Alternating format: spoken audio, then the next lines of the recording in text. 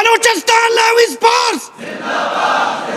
Balochistan levies force کے افسران اور جوانوں کا اجلاس سرکٹ ہاؤس میں منعقد کیا گیا۔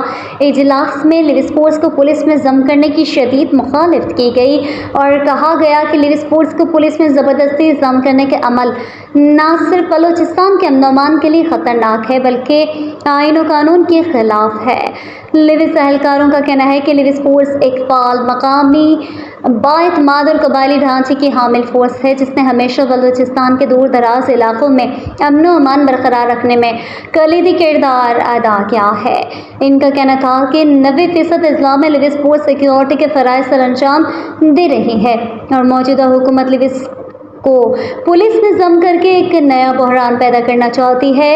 افسران نے وضاحت کی کہ بلوچستان لیویز فورس کا وجود بلوچستان لیویز فورس ایکٹ 2010 کے تحت ہے اور بیٹو کیڈر میں بھرتی کیے گئے اہلکاروں کو اے یا بی کیڈر میں تبدیل کرنا قانونی طور پر ممکن نہیں جب تک عدالت کا فیصلہ نہ آ جائے۔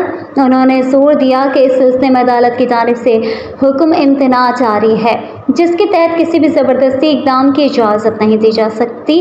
اجلاس کے آخر میں لیویز فورس زندہ باد، بلوچستان لیویز فورس زندہ باد کے نعرے بلند کیے گئے۔ شہدائے لیویز فورس کو! شہدائے لیویز فورس کو! Balochistan levies force!